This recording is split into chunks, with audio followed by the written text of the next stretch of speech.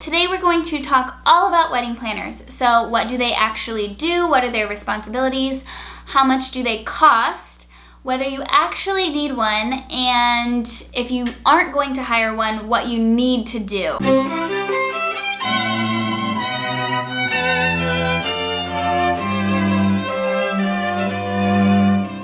Be sure that you stick around to the end of this video because I'm going to share with you how to find the perfect wedding planner or day of coordinator for you. I've heard some nightmare stories about awful wedding planners or day of coordinators, so let's save you from that. I actually think most brides do not need to hire a full service planner. There are so many online resources now, like this channel and some other things, that you just don't need a full service planner anymore. I will actually be sharing exactly how to plan your wedding step by step, the entire process start to finish on this channel.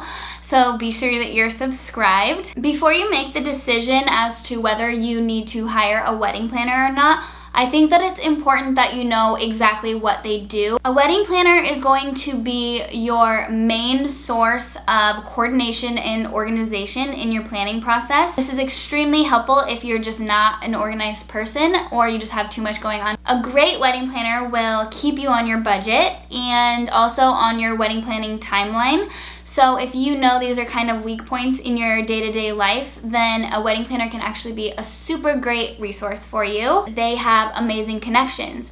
So they know exactly who to call for each little detail, and they also might be able to get you some discounts or call in favors. They can provide advice on traditions and etiquette, so they know exactly how things are supposed to go, and they might also have great ideas on how to incorporate different traditions or mix up traditions. They can provide advice on traditions and etiquette if you're into that sort of thing. If not, they can help you brainstorm new traditions or help you put a little twist on some old traditions to make it unique to you. Another wedding planner duty, at least a great wedding planner, is a counselor / scapegoat.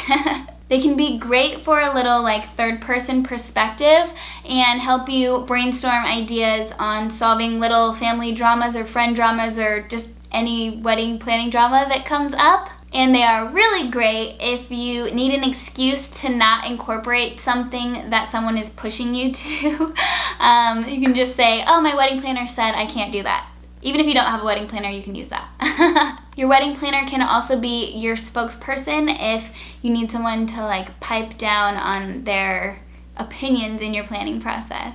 And the most important role of a wedding planner is the day of coordination. They completely manage your wedding day, so they make sure that all of your vendors are where they're supposed to be, when they're supposed to be there, and doing what they're supposed to be doing. It's their job to handle all the little emergencies that come up, which there's a lot of little emergencies. No matter how perfect you are at planning, little things pop up on your wedding day, and your wedding planner is the person to go around and put all those little fires out so that you don't need to. So I think working with a planner can be super amazing, and it definitely has a lot of benefits. The major downside of hiring a planner is they are going to take a pretty significant chunk of your budget. A full service wedding planner will cost you anywhere from $5,000 to $10,000 or more.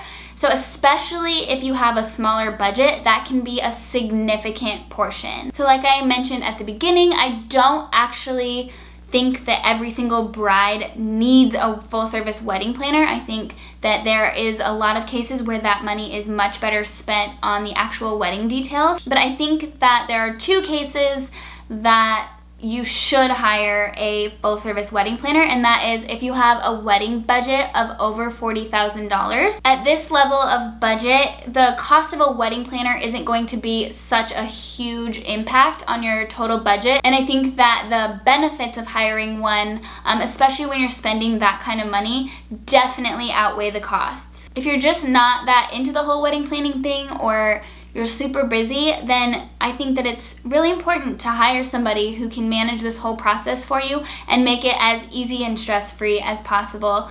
so that you can go on living your life and have an amazing wedding day as well. If you don't fall into either of those two categories and you want to put that $5,000 to $10,000 to use elsewhere in your wedding budget, I totally understand, but something that you need to do is hire a day of coordinator. So you can totally plan your wedding on your own, but you cannot coordinate your wedding day on your own. This is the only thing in the entire wedding planning process that I tell brides is like a must-have or a must-do. Because on your wedding day, you need to be sitting there with your girls, getting ready, sipping mimosas, and soaking in those like, oh my god, I'm getting married vibes, and not running around like a crazy person checking on the caterer and checking on the flowers and doing all that. You'll totally miss your wedding day if you are your own wedding coordinator. Day of coordination packages usually start around $1,000 on the low end and can go up to $2,500 or more. Most day of coordinators have different levels of packages that you can buy depending on your budget or how much involvement that you want. So some of them are involved in the whole process, but they're just not as involved as a full service planner.